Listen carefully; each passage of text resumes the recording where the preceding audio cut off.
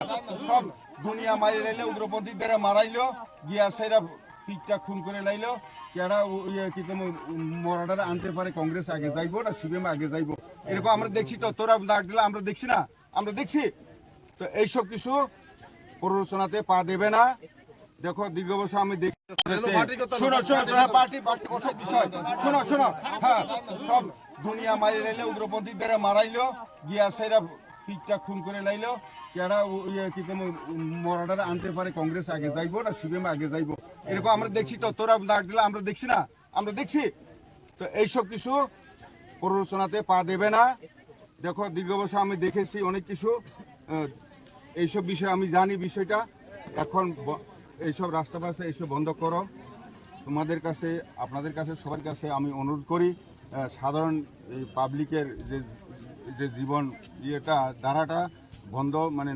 যাতে ব্যাঘাত না ঘটে প্রথম আমাদের কথা হবে যে মারা গেছে তার পরিবারের পিছনে দাঁড়ানো সাথে সাথে যারা এই সাথে জড়িত তাদেরকে ধরে গিয়ে সাক্ষী দিয়া অবশ্যই যারা যারা খুনি তাদের যাতে উপযুক্ত ভারতের সংবিধানের মতো শাস্তি হয় এটাই আমাদের দরকার তুমি কি ফাঁসি দিতে খুলিব নি ভারত তো বেরিয়েছে ফাঁসি দেওয়ার লেগে কেউ এভাবে যদি করে খুন খারাপি করলে নিয়মের 202 ধারা না 402 ধারা যা আছে এটা ফাঁসি তো হইবে এরকম যদি হয় তো হবে না কেন কইলেব নি এটা কোর্টে গিয়েছে প্রশ্ন করলে সবাই এটা সহযোগিতা করতে হইব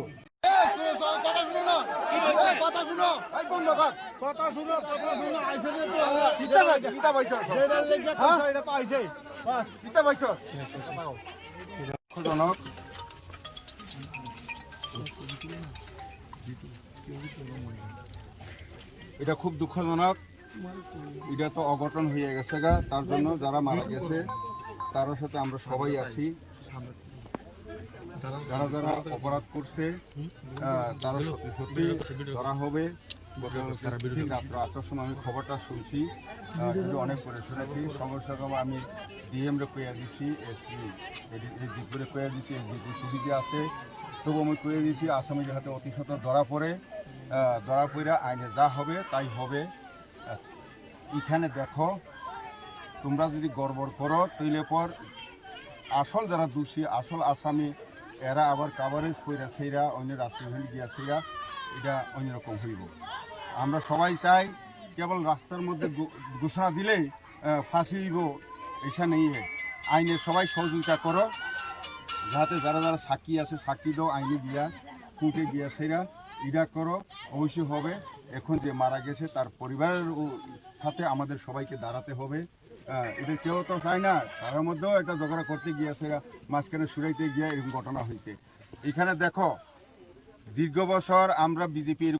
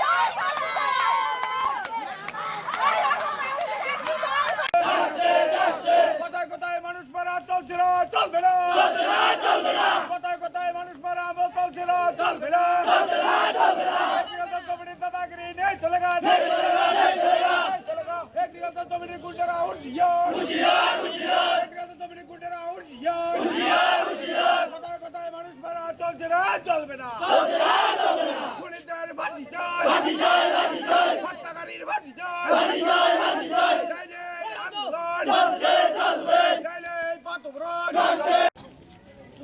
কি হয়েছে ঘটনাটা? গতকাল সন্ধ্যা ঠিক 5টা আনুমানিক 5টার সময় আমার কাকু অত্র এলাকার বয়স্ক মানুষ তার বয়স 55 উনি একটা সামান্য তর্ক বিতর্ক নিয়ে দুই পক্ষের মধ্যে এগ্রিকালচার সম্বন্ধিত একটা ঝামেলা ঘটে তিনি ঝামেলার সমস্যার সমাধান করার জন্য গার্জিয়ান হিসেবে ওই জায়গাতে উপস্থিত হন কিন্তু ওই জায়গাতে তাই গার্জিয়ানের ভূমিকা নিয়ে যাওয়ার পরে কিছু দুষ্কৃতিকারী 5-7 জনের 4-5 জনের একটা গ্রুপ তাদের অতর্কিত হামলা করে তোমার কাকুর কি নাম? ওনার নাম রজ্জব আলী। হ্যাঁ, ওনাকে অতর্কিত হামলা করে জায়গাতে মেরে ফেলে স্পট ডেড। কে কে?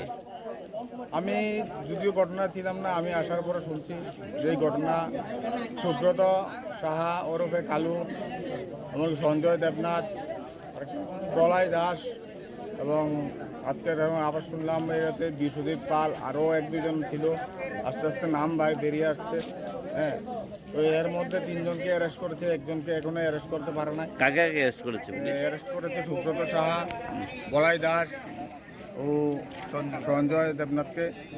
বাকি যে একজন অ্যারেস্টের বাকি আছে ওকেও অ্যারেস্ট করতে হবে এবং প্রশাসন আমাদেরকে আশ্বস্ত করতে হবে যে দোষীদের জন্য দৃষ্টান্তমূলক শাস্তি ফাঁসির ব্যবস্থা করে। যার কারণে আজকে আমাদের পথ অবরোধ। কারণ উনি অত্র এলাকাতে সজ্জন ব্যক্তিত্ব আছিল, 55 বছরের বয়স্ক মানুষ। আজ অবধি এই এলাকাতে কোনোদিন কেউর সাথে কোনো ধরনের ঝামেলায় ধরায় না। এরকম একটা লোকের মৃত্যু, অকারণে এই লোকের মৃত্যু এই এলাকার মানুষ মেনে নিতে পারছে না। তাই সবার মধ্যে এই মৃত্যুটা নিয়ে মিশ্র প্রতিক্রিয়া কাজ করছে। মানুষ অন্তত সুখে আছে। আমরা প্রশাসনের কাছ থেকে ওনার যারা মারা গেছে এই পরিবারের বিচার পাওয়ার সাথে যাতে ওনাদের দৃষ্টান্তমূলক শাস্তি হয়, যারা এই ঘটনার সঙ্গে জড়িত, যারা দুষ্কৃতিকারী, তাদের যাতে ফাঁসি কনফার্ম করে। যার কারণে আমরা আজকে রাস্তা অবরোধ করছি। কিন্তু ঘটনার 15 ঘন্টা অতিক্রান্ত হওয়ার পরও এখনও প্রশাসনিক কোনো আধিকারিক এই পরিবারের খোঁজখবর নিতে আসে নাই। এটাই আমাদের দুর্ভাগ্য। আমার নাম সাজব আলী, আমি ওনার ভাতিজা। সাজব আলী, এখন কি চাইছো তোমরা? আমরা চাচ্ছি যে প্রশাসন আসুক, জেলা শাসক বা পুলিশের ঊর্ধ্বতন কর্তৃপক্ষ, পুলিশ সুপার, ওনারা আসুক, এসে এলাকাবাসীকে আশ্বস্ত করুক যাতে দোষীরা যাতে কোনো রকমেই পার পায়ে না যায়, ওনাদের যাতে দৃষ্টান্তমূলক শাস্তি হয়। তোমাদের রাস্তার ওটা করছো, জায়গাটা কি নাম? এই জায়গাটার নাম পূর্ব গোলপুর রাঙামাটি 2 নম্বর ওয়ার্ড। এবং পাশাপাশি আমরা জেলা শাসকের কাছে আজকের এই পথ অবরোধের মাধ্যমে আমরা ডিমান্ড করছি যাতে যেই পরিবারটা একজন গার্জিয়ান হারাইছে ওই পরিবারটার পাশে যেন প্রশাসন দাঁড়ায়, তাদের যেন একটা নির্দিষ্ট পরিমাণে ক্ষতিপূরণ দেওয়ার, প্রশাসনিকভাবে একটা ক্ষতিপূরণ দেওয়ার ব্যবস্থা করে। যার কারণে আমরা আজকে এই অত্র এলাকার মানুষ এক হয়ে রাস্তা অবরোধ করছি। আমরা রাস্তাটা তো আমরা পক্ষে আছে, তার জন্য কি জানি আমরা অবরোধ উঠাই দেই।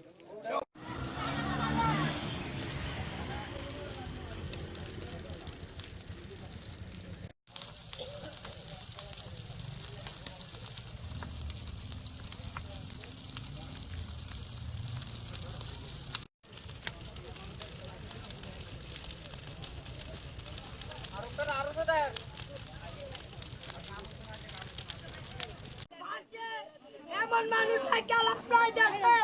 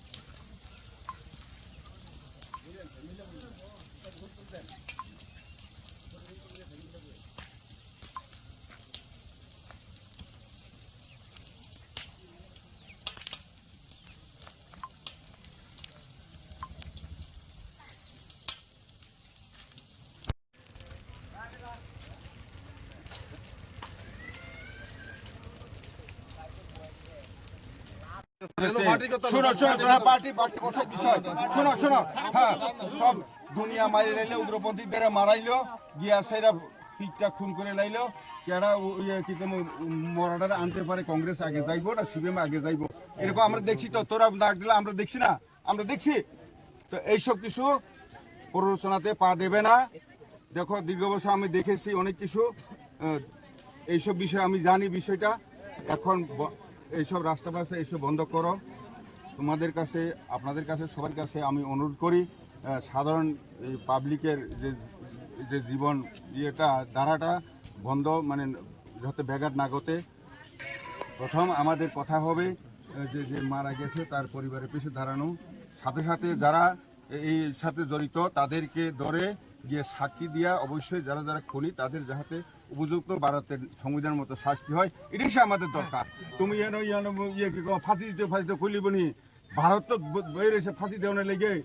কেউ এভাবে যদি করে খুন খারাপি করলে নিয়মের 202 ধারা না 402 ধারা যা আছে এটা ফাঁসি তো হইবে। এরকম যদি হয় তো হবে না কেন, ইয়ে কইলেই বনি এটা কুটে গিয়েছে প্রশ্ন করলে সবাই এটা সহযোগিতা করতে হইব।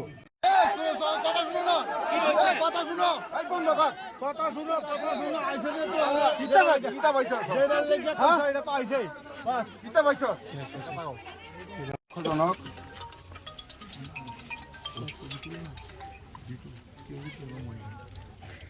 এটা খুব দুঃখজনক। এটা তো অঘটন হয়ে গেছে গা, তার জন্য যারা মারা গেছে তার সাথে আমরা সবাই আছি। যারা যারা অপরাধ করছে তারা সত্যি সত্যি ধরা হবে।